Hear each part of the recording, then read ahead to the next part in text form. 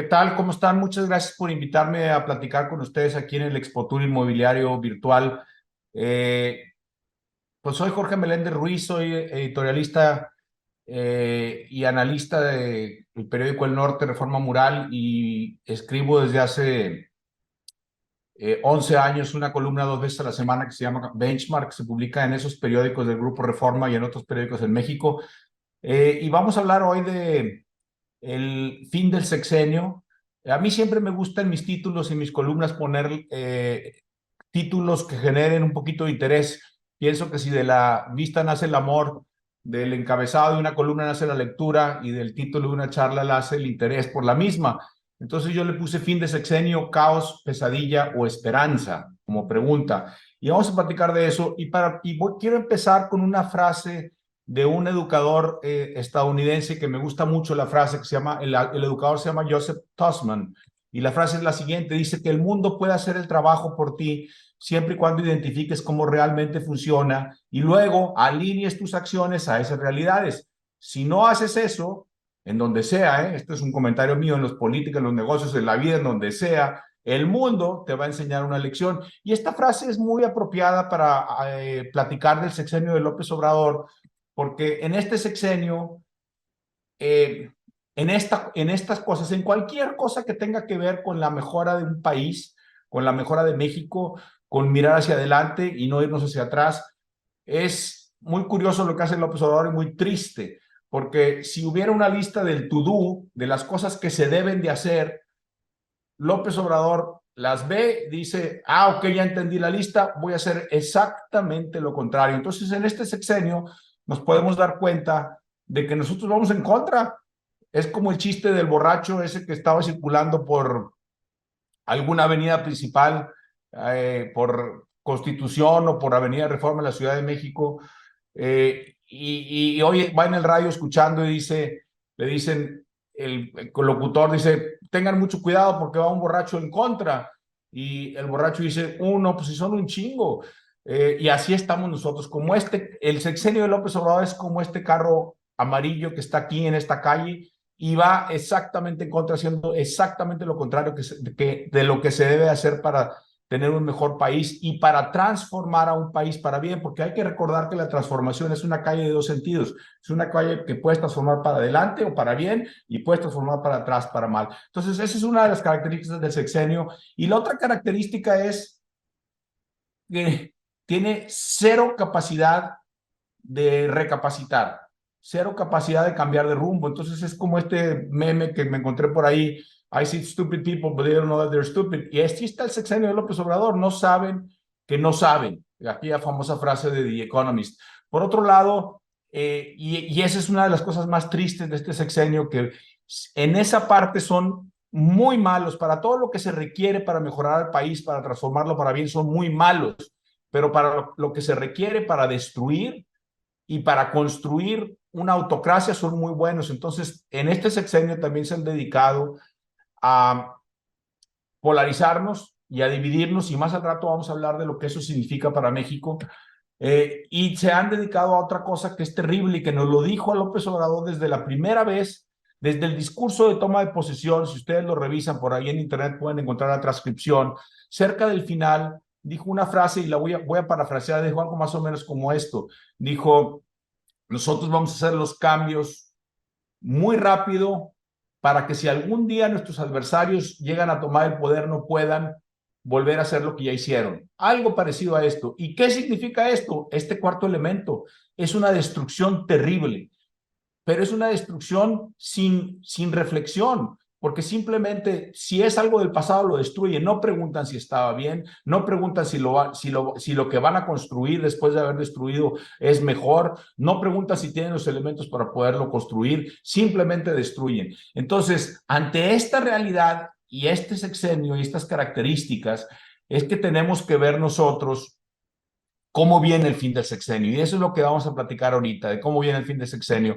Y el primer capítulo de lo que vamos a platicar, de lo que le voy a platicar hoy, hace referencia precisamente a lo que dice Tussman, que en algún momento, si tú contravienes la realidad, si tú contravienes cómo funciona el mundo, la realidad va a venir a tocarte la puerta. Entonces vamos a hablar un poquito de algunos de los toquidos de esa realidad que ya está viniendo a tocarnos la puerta y está viniendo a decir, oye, ven para acá. Y entonces vamos a platicar. El primer aspecto que quiero platicar de eso yo le pongo choque de trenes con Estados Unidos. A ver, no debemos confundir nosotros desinterés con debilidad. Parece que López Obrador cree que el que Estados Unidos no haya decidido actuar para defender sus intereses significa que es un país débil. Pues por supuesto que no. Estados Unidos representa la cuarta parte del PIB mundial. La cuarta parte del PIB mundial con menos del 5% de la población. Es el país más poderoso del mundo en todo. Entonces, López Obrador lleva todo el sexenio actuando en contra de los intereses de Estados Unidos y en muchos casos, están alineados con los intereses de México. Entonces, por ejemplo, la cuestión de las drogas y la cuestión del tráfico, del crimen organizado en México, es un interés de Estados Unidos el detener o que México haga un mejor trabajo para contener al crimen organizado, en particular en este caso, por supuesto, en el tema de los opioides, donde mueren en Estados Unidos todos los años 100,000 estadounidenses, entre 80 y 100,000 estadounidenses todos los años por opioides.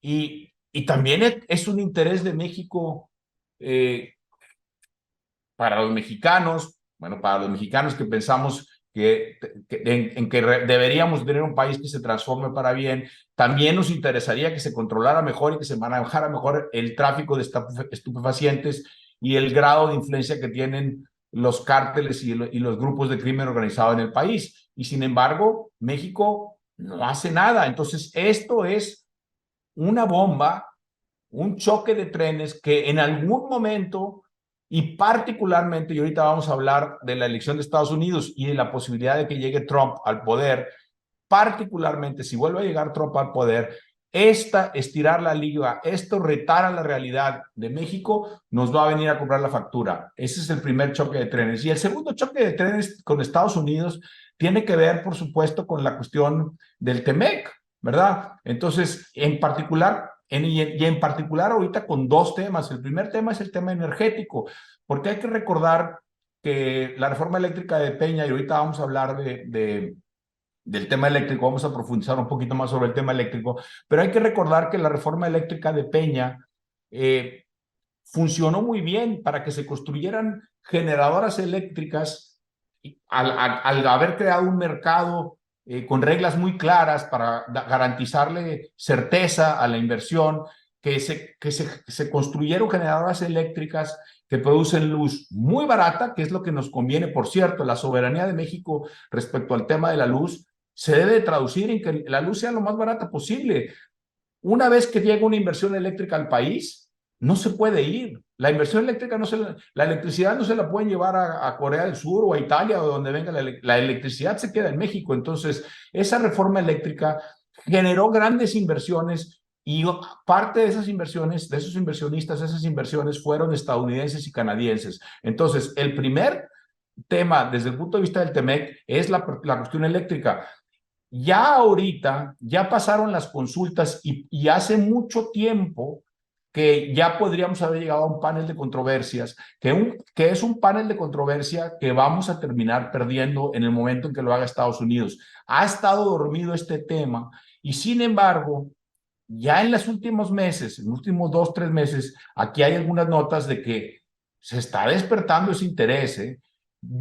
A mí no me queda muy claro por qué no han empezado los paneles. Creo yo, como hipótesis, no lo he podido comprobar y no lo hemos podido comprobar aquí en el periódico, en nuestros periódicos, que quizá las plantas eléctricas que estaban apagadas ya se han estado prendiendo, pero de todas formas esto ya está empezando a hacer ruido, la parte de los posibles paneles de controversia en el tema eléctrico que México va a perder, y estamos hablando de inversiones superiores a los 30,000 millones de dólares. Entonces, lo que perderíamos serían aranceles por una cantidad muy importante que le puede afectar a México. Ese es el primer panel. El segundo panel, por supuesto, que es el tema del maíz.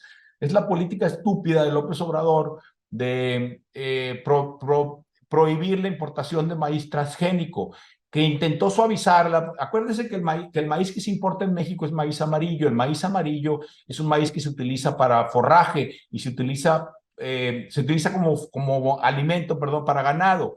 Entonces, lo intentó suavizar López Obrador diciendo, bueno, lo que voy a prohibir es la importación de maíz amarillo que no eh, para consumo humano, y sin embargo Estados Unidos no se tragó esa manera de disminuirlo, no se lo tragó, y aquí está ya las consultas por el maíz transgénico. Perdón, ya se pasaron las consultas y ya empezó el panel de maíz. Este panel también lo va a perder México. Este panel también lo va a perder México. Entonces, el primer toque de la realidad es Estados Unidos. Estados Unidos no vamos a tener problemas, y viene ahorita la elección, de lo cual vamos a hablar. Y luego, otro toque de la realidad es la parte económica. La parte económica, y vamos a repasar algunas de las cosas que tienen que ver con la economía. La primera es toda la parte energética. Y vamos a hablar primero de la parte petrolera. Pemex es un desastre. A Pemex se le han metido este sexenio, se le ha ayudado con 50,000 millones de dólares, más o menos 50,000 millones de dólares, se le sigue ayudando, y no tenemos. Tú dices, bueno, le metieron 50,000 millones de dólares, Jorge, pues por lo pronto Pemex debe tener una mejoría. No tiene absolutamente ninguna mejoría. Siguen inyectándole dinero, la deuda sigue en 105,000 millones de dólares, la producción de petróleo de Pemex sigue estancada. Por supuesto que no va a llegar a las metas de 2 millones, 2,4 millones, que primero fueron 2,4 millones y luego nos lo bajaron a 2 millones. No van a llegar a esa meta de producción. Las refinerías están produciendo efectivamente a una tasa de utilización de la capacidad más alta que la recibieron alrededor del 40% de utilización de la capacidad. Ahorita están más o menos al 50%, pero no nos sirve de nada, porque están tan malas las refinerías que están produciendo mucho combustorio. El combustorio es un producto, y particularmente el combustorio de México, que es un producto con alto contenido de azufre, no se puede usar para nada. Entonces, por eso lo están usando para quemar, y ahorita vamos a hablar de la parte eléctrica, pero por eso lo están usando para quemar combustorio para las plantas eléctricas generadoras de la CFE, que es una cosa terrible. Entonces, del 100% de la producción de petrolíferos, de las refinerías, 33% es combustorio. En Estados Unidos, ¿saben ustedes cuánto es el estándar? 1%. En México, 33%. ¿Saben cuál es el estándar de una utilización de capacidad de una refinería bien manejada? Por ejemplo, la de Deer Park, que compró Pemex en Houston, 90%. Y en México es el 50%. Entonces, el dinero que se le ha metido a Pemex no ha servido tampoco para que las refinerías estén mejor. Pemex es un desastre. Dos Bocas, miren, nosotros publicamos un reportaje el 2 de junio del 2019, el día que pusieron la primera piedra en Dos Bocas, y fuimos a consultar a los expertos, y los expertos nos dijeron exactamente, lo predijeron, dijeron en ese momento, Dos Bocas va a costar al menos el doble. Habían dicho 8,000 millones de dólares, al menos 16,000 millones de dólares. Dijeron que lo iban a hacer en 3 años, dijo, al menos se va a tardar 7 años. ¿Y saben qué pasó? Exactamente lo que dijeron. Eran tres factores que se advirtieron precisamente, y son exactamente las cosas que están pasando ahorita, por las cuales Dos Bocas va a terminar costando más de 20,000 millones de dólares, y la refinería no va a estar operando hasta el 2027, 2026, 2027 si nos va bien. Todo lo demás es puro maquillaje. No han producido petróleo, ni van a, digo, perdón, gasolinas y diésel, ni van a producirlo hasta el 2027, y nosotros se los advertimos. Entonces, Pemex es un desastre. El Tren Maya, no sabemos ni cuánto cuesta, está metido en la total oscuridad, en la total opacidad los gastos. Y miren, hablando de las advertencias, y eso es lo más terrible, el INCO, el Instituto Mexicano para la Competitividad, así como nosotros hicimos un reportaje el 2 de junio del 2019, el INCO, antes de que empezara el Tren Maya, hizo un estudio de los últimos 30 trenes que se han construido en diversos países en los últimos, no me acuerdo si eran 15 o 20 años, y concluyeron que 1 de cada 10 lo hacían en costo, 1 de cada 10 no necesitaba subsidios, y 1 de cada 10 cumplía los objetivos. Entonces decían 1 de cada 10, 1 de cada 10, 1 de cada 1,000 cumple costo, no necesita subsidio y cumple los objetivos. Y se los advirtieron. ¿Y qué están haciendo? Están haciendo el Tren Maya. El Tren Maya, apúntenlo desde ahorita, va a ser otra, va a ser algo que va permanentemente a requerir recursos del presupuesto, cosa que ya también están estirando y ahorita vamos a hablar de esa parte. Entonces, la parte de las obras y del Tren Maya también está muy mal.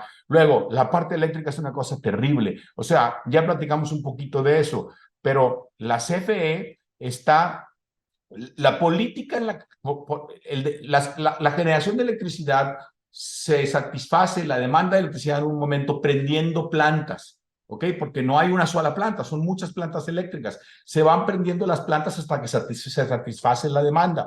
Y lo que instituyó la reforma de Peña es una cosa que se llama el despacho económico. El despacho económico no es otra cosa más que se prenda primero la generadora más barata y luego la que sigue y luego la que sigue y luego al final.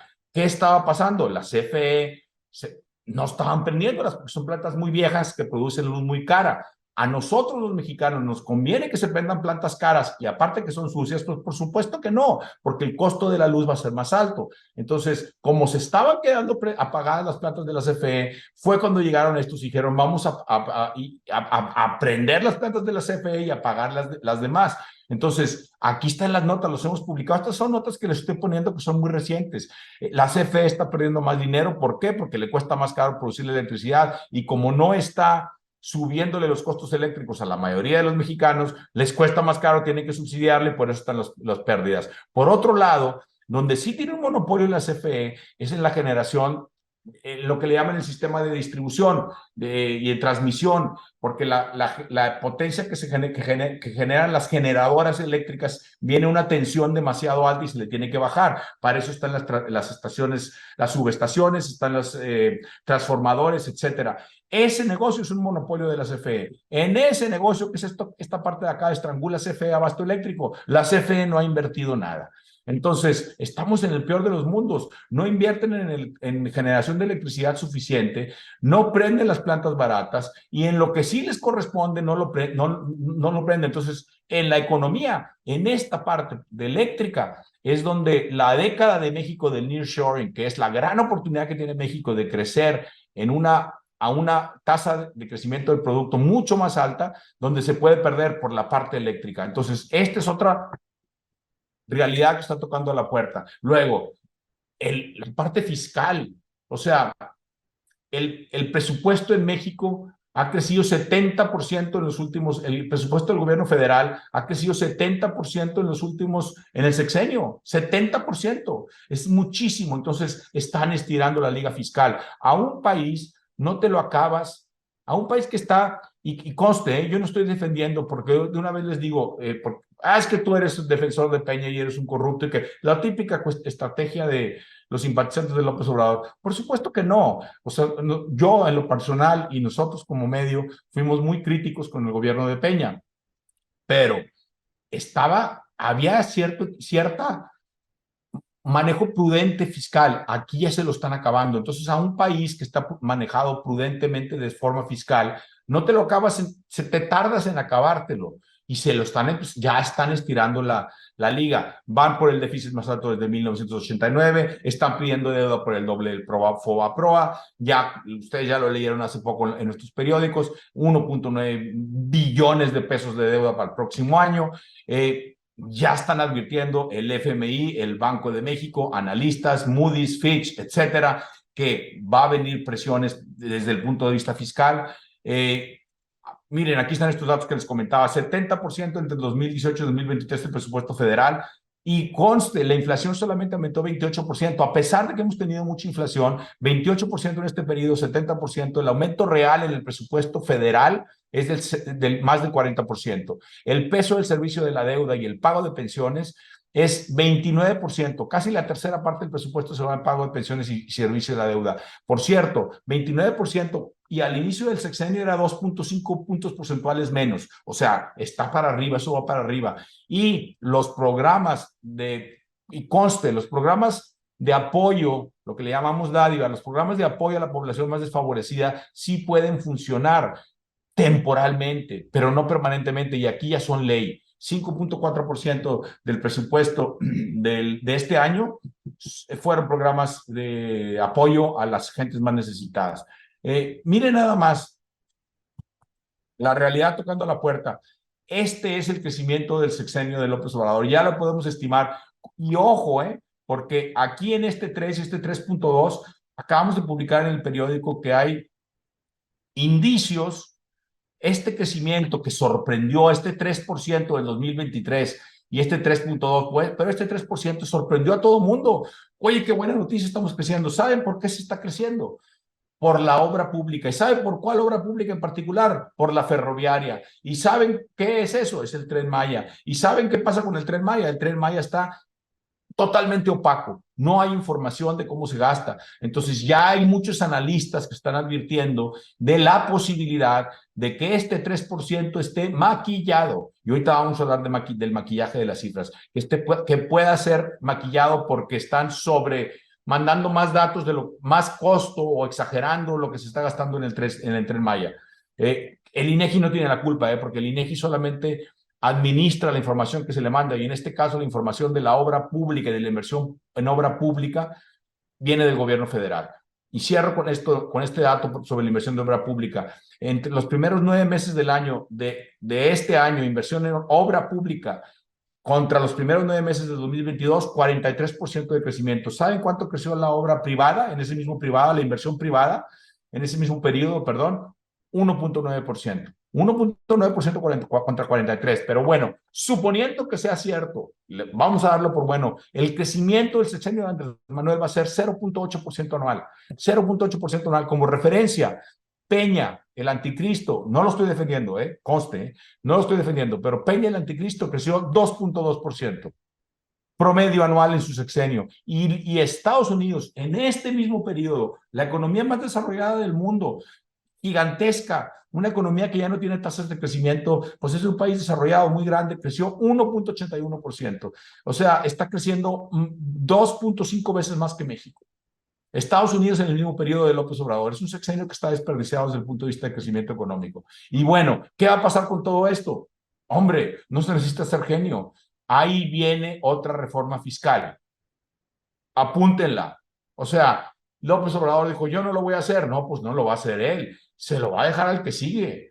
¿Se acuerdan de aquel de sexenio cuando se fue el chiste, cuando fue la crisis del 94, la crisis del tequila? Que le decía López Portillo, Cedillo le reclamaba a Carlos Salinas, oye, me dejaste la economía sostenida con alfileres. Y le decía, sí, pero ¿para qué se los quitaste? No estoy diciendo que esté sostenida con alfileres, ni estoy diciendo que vaya a venir una crisis. Simplemente estoy diciendo que en la parte de impuestos viene una reforma fiscal, no les va a quedar de otra por todo lo que les acabo de decir. Por todo lo que les acabo de decir. ¿Y saben para quién viene esa reforma fiscal? Para el 43%, 45% de los que participamos en la economía formal, porque en México el 55 a 57% son informales, vamos a tener que cargar con esta reforma fiscal. Y ojo con esto, no descarten que pueda venir un impuesto a la riqueza, a los patrimonios. Es un impuesto que se ha aprobado en el mundo que no funciona porque los grandes patrimonios se van. Pero los que no somos grandes patrimonios, a esos que no es tan fácil que se vayan, quizá nos venga parte del paquete fiscal. Es una forma muy atractiva para la izquierda. Es muy atractiva para la izquierda y no me cabe la menor duda de que Claudia Sheinbaum, creo yo, que la podría llegar a considerar. Bueno, el otro amenaza de la realidad toca la puerta, pues es el crimen organizado. Hombre, estas notas, estas que le estoy poniendo aquí como ejemplo de lo que está pasando en el crimen organizado, son recientes, pero ¿saben qué? Todas las semanas tengo ejemplos para poner aquí. Aquel día que en Monterrey hace poquito tiraron restos de 12 personas por toda la ciudad, lo que acaba de pasar en Chiapas con el crimen organizado, con los narcotraficantes, lo que pasó en Guerrero, que pasa cada rato, bueno, ahorita terrible el de Acapulco, pero bueno, en la parte del crimen organizado, esto de los encuestadores también fue en Chiapas, todos los días. Hace unos años, hace 3 años, un general, el encargado del Comando Norte de Estados Unidos, Glenn Van Herk, creo que se llama, dijo que el 35% del territorio mexicano estaba gobernado de facto, no de jure, pero de facto, por el crimen organizado. Y tenemos evidencias de que así es, de que así es. Entonces, aparte de todo esto, de que ya son un gobierno de facto, no de jure, pueden estar impactando, influyendo, buscando influir en las elecciones del 2024. Eso es. Y ahí viene, aquí fíjense esto, propone el legislador atacar a México. Cuidado, porque ahí viene Trump. Bueno, y hablando de maquillaje, miren, me lo paso rápido, pero no es para que se den una idea de lo que están haciendo. Acuérdense que los populistas, cuando no les gustan los datos, los cambian. Entonces, lo que hemos estado viendo este año es que en los últimos meses es que la tasa de homicidios en México ha venido bajando. O sea, sí hay una disminución de los homicidios, pero estos expertos aquí hicieron un estudio y dijeron, miren qué está pasando, porque los homicidios se categorizan en distintas categorías, en distintos grupos de delitos. Entonces, generalmente, estos de homicidios y feminicidios, aquí está la baja. 2.94, 15.68% en feminicidio y en homicidio, pero aquí hay otras categorías, otros delitos contra la vida, otros delitos contra la libertad, que en el tiempo siempre se mueven en tándem. Si suben los homicidios y los feminicidios, suben estos. Si bajan, bajan. Y aquí casualmente no. Entonces dicen los expertos esto. ¿Saben qué están haciendo? Lo están maquillando. Y yo no lo dudo. Bueno, esa es la parte de la realidad. Ahora vamos a hablar de lo que sigue, la pesadilla, la pesadilla. La pesadilla, en primer lugar, el primer elemento de la pesadilla que les quiero platicar es el temperamento de Andrés Manuel.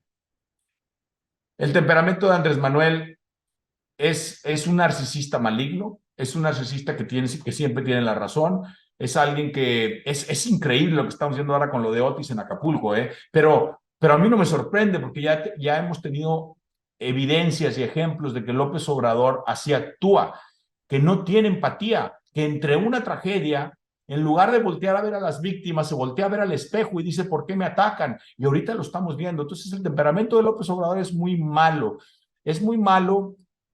para un sexenio que pudiera terminar de forma difícil. Paradójicamente, fíjense lo que les voy a decir, paradójicamente, una de las cosas que podría evitar que tuviéramos un sexenio malo, un fin de sexenio muy malo, perdón, es que López Obrador no le vaya tan mal.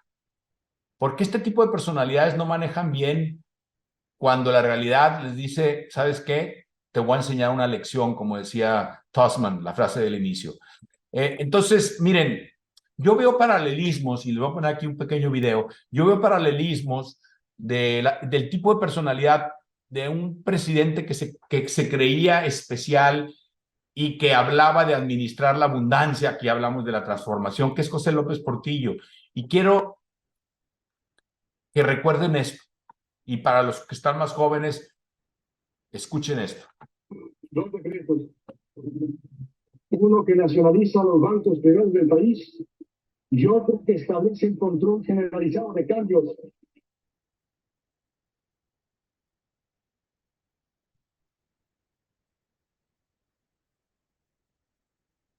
Pues ahora o nunca, ya lo sacaron, México no se ha acabado, no nos volveremos a quedar. Bueno, López Portillo al final de su sexenio hizo dos cosas terribles. Le quitó la autonomía al Banco de México y nacionalizó los bancos privados. Los culpó por la crisis que se dio al final de su sexenio financiera, la crisis del 81-82. Entonces, en el día que fue su informe, este audio es de su último informe de gobierno, en la mañana antes del informe juntó a su gabinete, a todo su gabinete, y les informó lo que iban a hacer. Era el gabinete ampliado. Y había una persona que era el director del Bancomex, que se llamaba, ya murió, Adrián Layuz. Y hubo dos personas, todos le aplaudieron, así como ahorita dieron el aplauso cuando les dijo que iba a nacionalizar los bancos. Dijo, sí, señor, tiene razón y que no sé qué. Salvo dos. Carlos Tello del Banco de México y Adrián Layuz el de Bancomex. Y Adrián Layuz le dijo, eso es un error, no está haciendo lo correcto. Usted está... Y entonces hizo un relajo. Bueno, al final lo corrieron, por supuesto que perdió su trabajo, que le dieran la Layuz, y al Banco de México pues también lo quitaron. Adrián Layuz escribió un artículo un año después en Excelsior, haciendo reflexiones, y dijo una cosa muy interesante. Dice, pensé y sigo pensando, eso lo escribe él, lo dice en su artículo, que consciente o inconscientemente el verdadero móvil de José López Portillo, y estás refiriéndose a la nacionalización y a quitarle la autonomía a Banxico, era calmar sus angustias existenciales, las angustias existenciales que se derivan del choque de los sueños de grandeza de López Portillo con la realidad de los resultados de su gobierno. Entonces, cuando pensemos en el fin del sexenio, debemos cuestionarnos, y no me queda claro, ojalá que no se presenten, pero si López Obrador, que tiene una personalidad que no admitiría muy bien la derrota, ¿cuáles podrían ser las angustias existenciales? ¿Qué le podría salir tan mal que el tipo pierda la cabeza y haga alguna locura? Entonces, ese es un escenario de pesadilla. Luego, el siguiente parte de la pesadilla de las que quiero platicarles es Estados Unidos.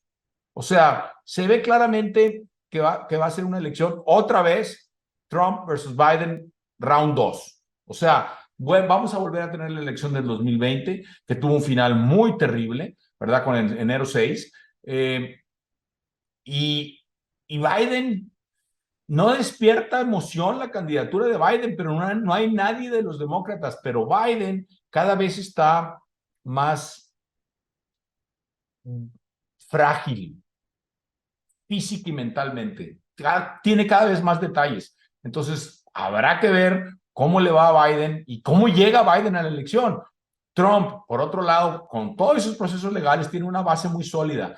No podemos descartar que Trump vuelva a ser presidente. No podemos descartarlo. Y un Trump Reloaded, no sé si ustedes leyeron algunos de los libros de Trump, si escribieron muchos libros sobre la presidencia de Trump, yo leí unos 4 o 5 y me quedó muy claro después de haberlos leído, que a Trump, que los daños de la presidencia de Trump se contuvieron porque, por decirlo de alguna manera, había un grupo de adultos rodeando a un niño chiflado, porque Trump es como un bebé chiflado, más que con el maletín nuclear, ¿verdad? O sea, con un poder gigantesco. Y lo contuvieron, lo manejaron, lo supieron manejar.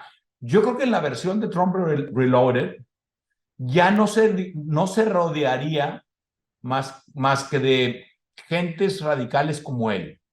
Entonces, una segunda presidencia de Trump sería por eso estamos en el capítulo de pesadilla, sería muy peligrosa para el mundo, pero también sería muy peligrosa para México, por todo lo que habíamos estado platicando ahorita de las cuentas, de los choques, de las cuentas que tenemos pendientes, de la cuestión del fentanilo, de la cuestión de las drogas, de la cuestión de los republicanos radicales, que por cierto cada vez están dominando más al Partido Republicano, que son el ala trumpista, los radicales, y de todo lo que eso implica respecto a, por ejemplo, crimen organizado, etcétera. Recuerden que en el 2019 Trump dijo, o me controlas la migración o te pongo aranceles y me vale queso el TEMEC o el TLC en ese momento.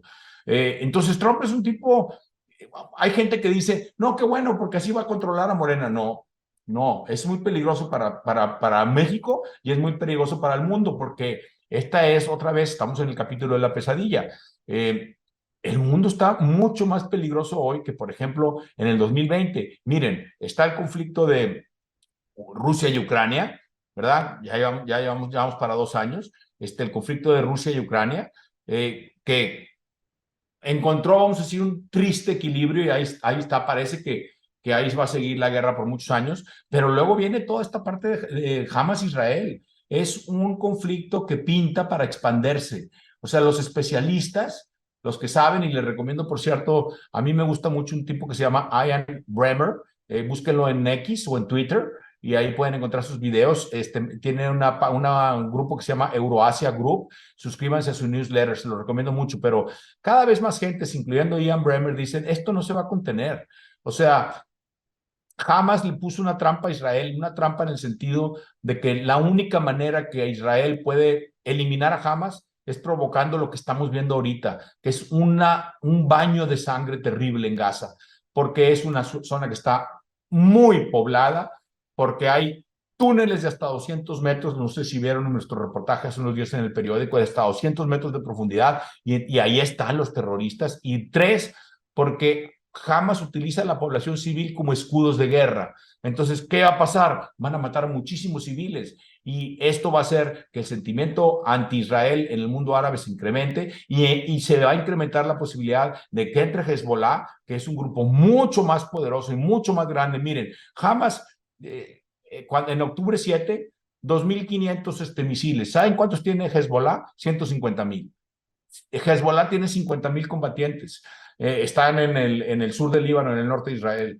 Entonces, si entra ahí, puede entrar Siria, si se mete Irán, se puede convertir en un conflicto regional, en un lugar donde está el petróleo, y ahí viene todas las implicaciones que puede tener económicas, precio del petróleo, inflación, etcétera, crecimiento económico, y es una zona muy caldeada, ya de por sí. Entonces, ese es el segundo elemento. Imagínense a Trump aquí como presidente en esta situación, Dios de mi vida. Y el tercero es la posible guerra, más allá de la guerra comercial, que esa ya está, la guerra comercial de Estados Unidos con China, el conflicto que pueda venirse por la cuestión de Taiwán y los semiconductores. Entonces, esto es el capítulo de la pesadilla, ¿ok? Hasta ahí vamos en la pesadilla. Ahora vamos a hablar de la esperanza y vamos a hablar de la elección presidencial y vamos a hablar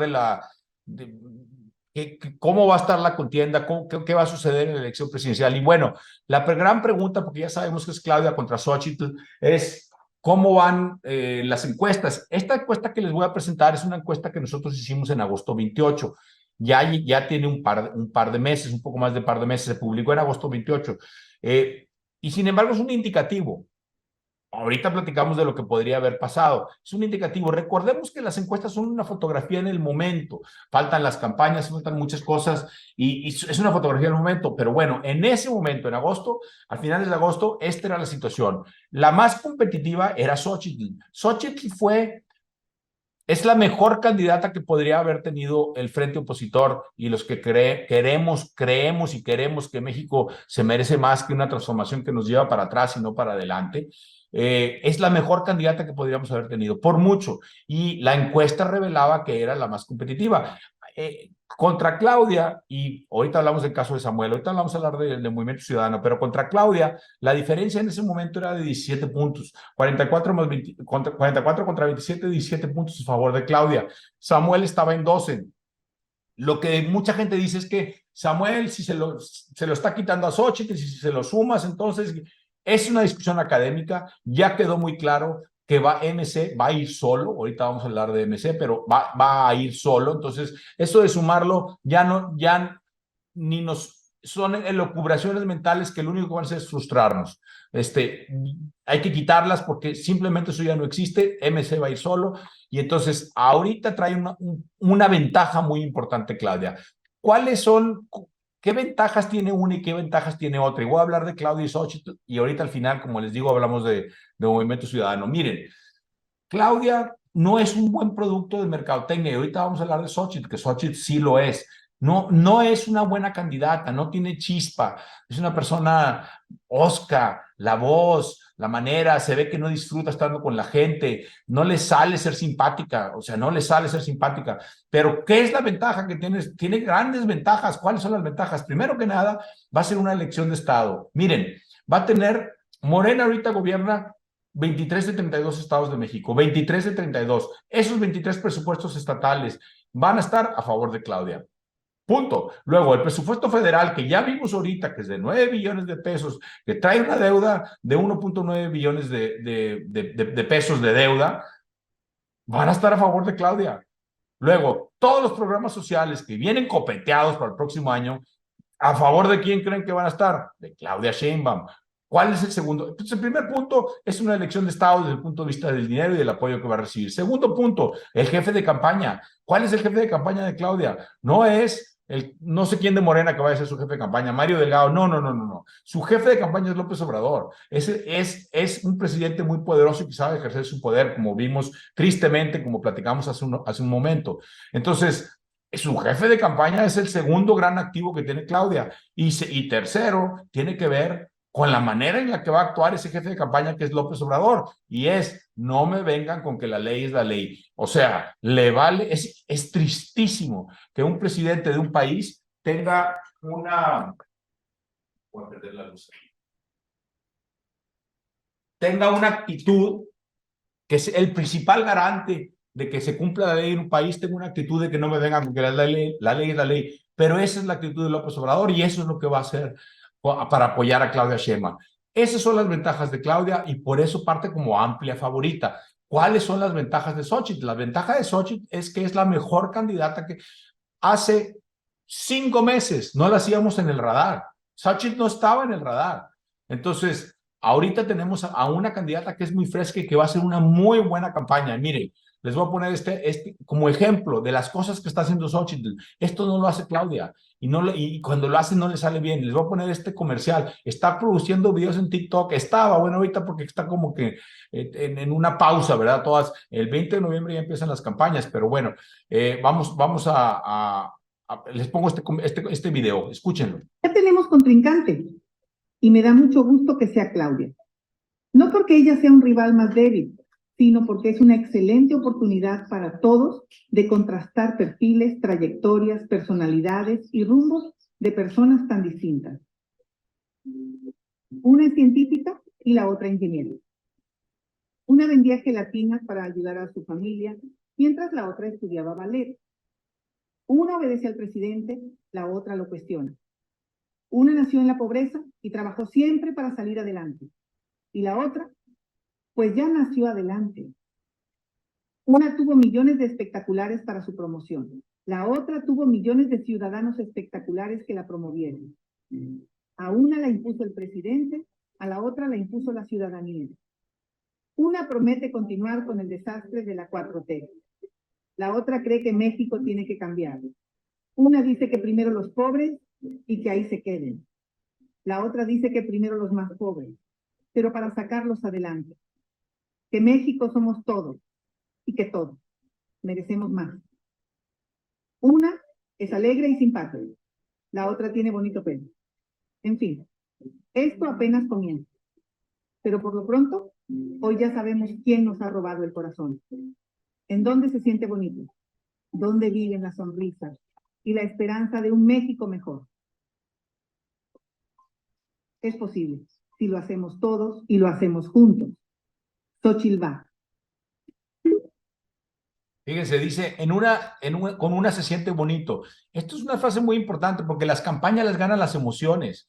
Hemos visto, hay muchos ejemplos y conste, yo no estoy minimizando la tarea que viene hacia adelante, es enorme, parte con una gran ventaja por todo lo que ya vimos, pero ya hemos visto ejemplos recientes de sorpresas, de campañas, porque en el mundo de las redes sociales, en el mundo de la hipercomunicación, las cosas se mueven muy rápido. Entonces, por ejemplo, el Bronco, aquí en Nuevo León, estamos hablando de los que estamos aquí en Nuevo León, el Bronco y Samuel García son ejemplos muy claros, iban muy atrás. Samuel empezó adelante, le usó unas onceras y se fue muy atrás y ganó. Y el Bronco empezó con 3% de los votos y les terminó ganando al PRI y al PAN. Se nos olvida la hazaña que hizo el Bronco. El Bronco tumbó al PRI, fue el primer gobernador independiente en México y ni sumando el PRI y el PAN no alcanzaban. Tuvo 48, casi 49% de la votación y sumando el segundo y el tercero le podían haber ganado.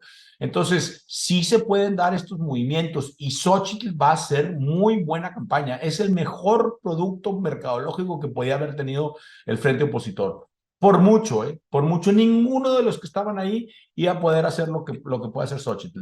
Luego, entonces, lo importante es que la campaña sea una campaña muy inteligente. Y aquí les voy a hacer una recomendación, les voy a poner otro video, les voy a hacer una recomendación. Vean, este debe de ser una tarea para todos nosotros. Hay que ver, y aparte es una muy buena película. Busquen en Netflix la película No, de Gael García, que es de cómo los chilenos tumbaron en un referéndum a Pinochet. ¿Cómo tumbaron a Pinochet? Peor, tumbar a Morena está difícil, tumbar a Pinochet, imagínenselo lo que significa tumbar a Pinochet y vean cómo lo hicieron y ahorita platicamos. Les voy a poner este trailer de la película y por favor, no dejen de verla. Debe ser tarea para todos los que antes, aquí en México debe ser tarea para el Círculo Rojo, para todos los pensantes ver esta película. Aquí va el trailer.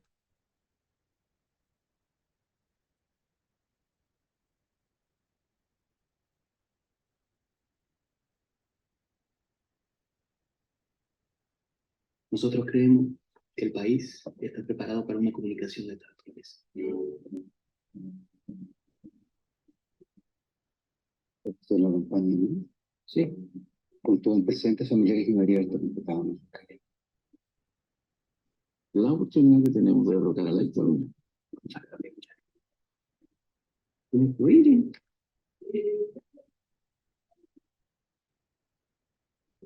Porque diga lo que diga. Chile, la alegría, ya veré. Porque siento que es la hora. Mi alegría no es distinta a la tuya. Ah, sí, ¿cuál es la mía? Esto dejó de ser una campañita, me empezó a hacer material de esto. Es lo que baila, ¿no?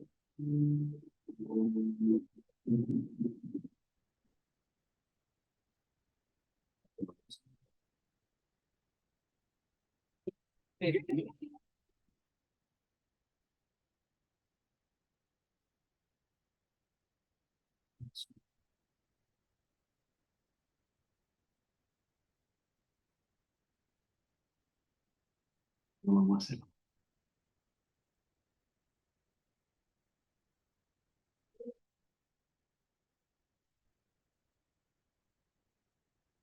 Bueno, entonces Gael García, es una historia real, ¿eh? Gael García representa al que fue el mercadólogo del referéndum, de la oposición, del frente opositor. Y hay una escena muy interesante porque están en una junta, imagínense todo el frente opositor en Chile, y es Pinochet, que lleva ahí veintitantos años, no sé cuántos, ¿qué? Del 74, 20, 24, 20, 20 años, 88, 74, 14 años lleva Pinochet ahí. Bueno, entonces todos empiezan a decir, no, el desastre y los desaparecidos y los muertos y todo, puras cosas negativas.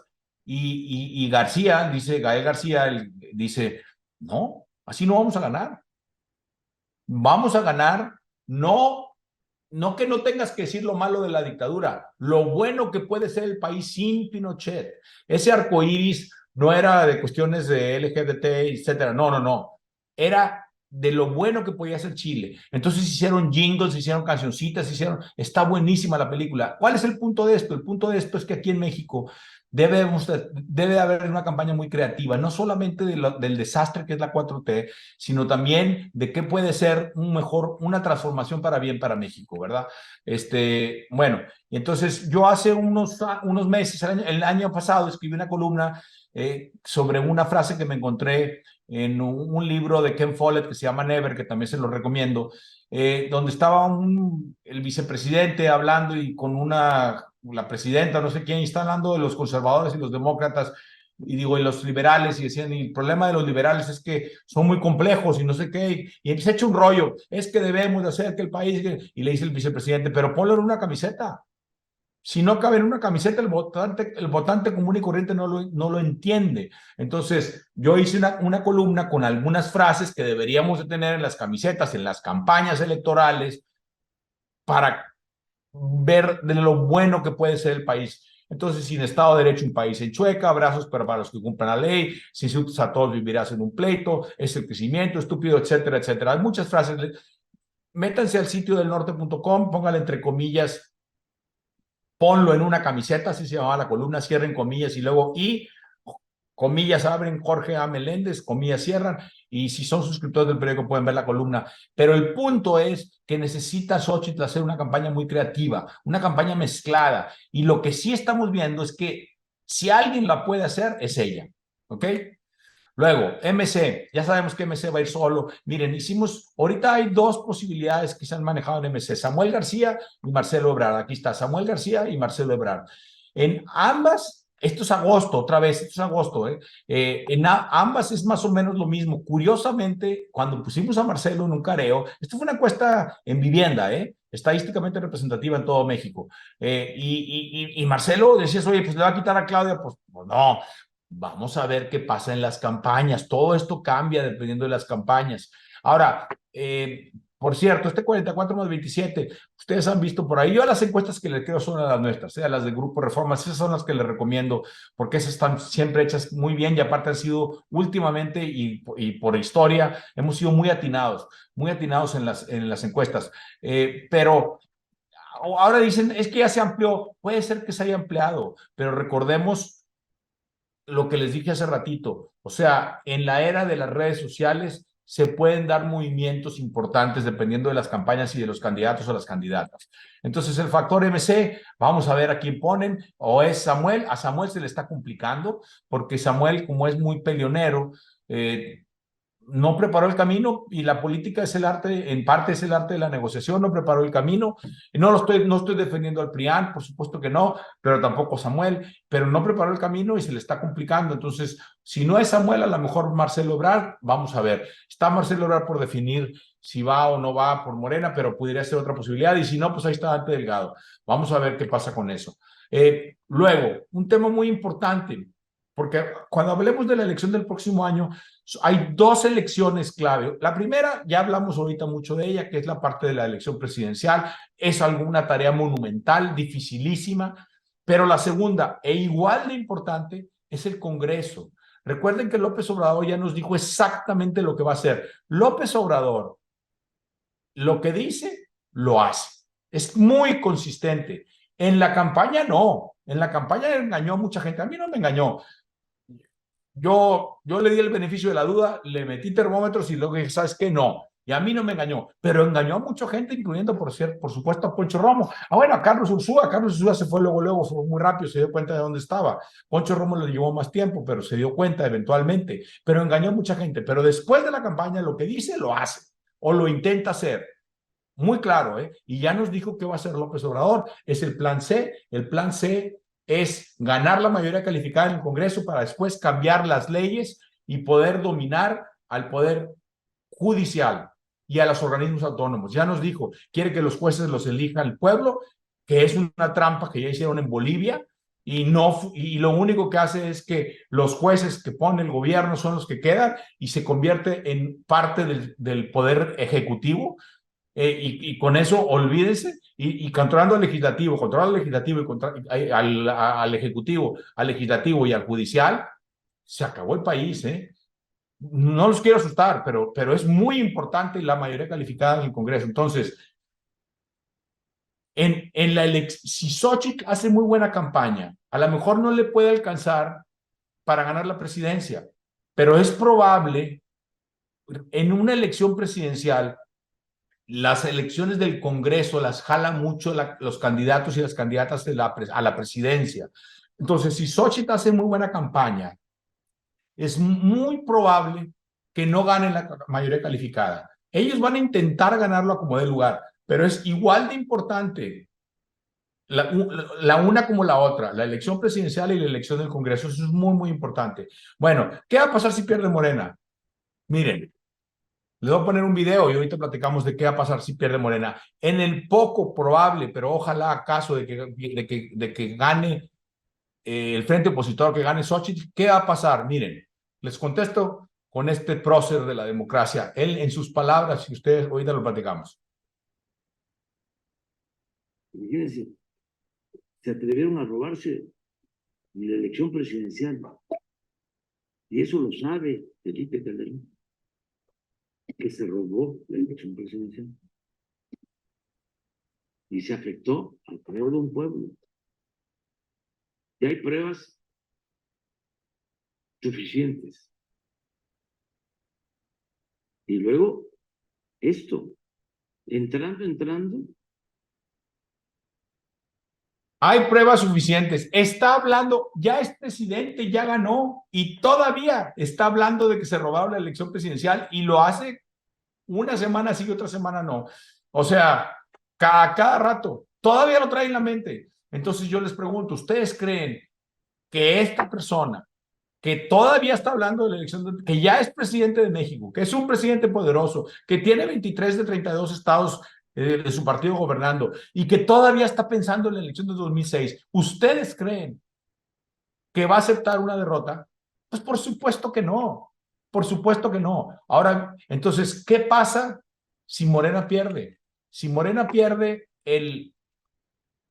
la clave va a ser los militares. La clave van a ser los militares. Entonces, no es casualidad que López Obrador lleve todo el sexenio consintiendo a los militares. A los autócratas les encanta tener contentos a los militares porque saben y entienden que por ahí pueden perder el poder. Es la única manera a veces que pueden perder el poder, entonces los tienen muy consentidos. ¿Qué pasaría con los militares? Esa sería la gran pregunta. Yo escribí una columna el año pasado que se llamaba Nos robaron la elección, entre signos de admiración, Y precisamente esto que está aquí, que les pongo aquí, no se los voy a leer, pero esto que les pongo aquí es lo que yo decía, ¿qué va a pasar con los militares? Yo hablé con algunos constitucionalistas y me dijeron, no, se apegarían a la ley, respetarían la ley, haría que se fuera López y que se quedara el que haya ganado. Ojalá. Recordemos que en el 2006, en el 2020, perdón, en enero 6, las instituciones estadounidenses tuvieron una prueba, una prueba de un presidente que no se quería ir y las instituciones resistieron. Entonces, ojalá que tengamos este problema en México. No está fácil que lo tengamos, pero ojalá que lo tengamos. Ese es el mejor escenario que tendríamos. Luego, ya estamos casi terminando. La herencia maldita. ¿Cuál es la herencia maldita de López Obrador? Muchos podríamos decir, se podría pensar que la herencia maldita es toda la destrucción. ¿Se acuerdan de las 4 cosas que vimos al principio? La cuarta era la destrucción indiscriminada. Y hay ejemplos clarísimos de la destrucción, el sistema de distribución de medicinas, la parte eléctrica, la reforma educativa, que perdón, la reforma educativa era una reforma que estaba mal implementada, pero que iba en la dirección correcta. Y ojo, porque ningún país que ha pasado del subdesarrollo al desarrollo lo ha hecho sin reformar su sistema educativo. Y en el centro de la reforma educativa de cualquier país está la reforma a los maestros, que los maestros sean evaluados y mejorar la calidad de los maestros, porque la calidad de la educación depende de la calidad de los maestros. Y aquí vamos para atrás, pero como cangrejos velocistas, hechos madre. Pero bueno, no es eso. ¿Saben cuál es el saldo de destrucción? La herencia maldita que nos va a dejar López Obrador cuando se vaya. Ojalá que fuera el próximo sexenio, pero cuando se vaya, es que nos está dejando un país acostumbrado a la mentira y polarizado, como locos polarizados. Entonces, ¿qué pasa con esto? Se vuelve muy difícil discutir y México va a seguir requiriendo reformarse. Necesitamos reformarnos y muchas de esas reformas es simplemente, por ejemplo, en la parte eléctrica de la que ya hablamos, es simplemente regresarnos a lo que ya tenemos.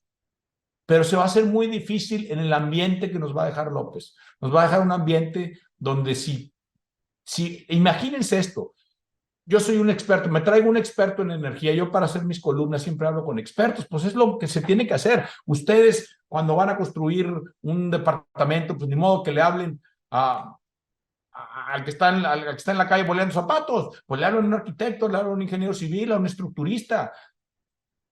Y aquí, el día que hagamos eso, decir, no, es que esos son rateros, no, es que esos son los liberales, no, es que esos son corruptos. Y esa es la herencia maldita que nos va a dejar y nos va a costar mucho trabajo porque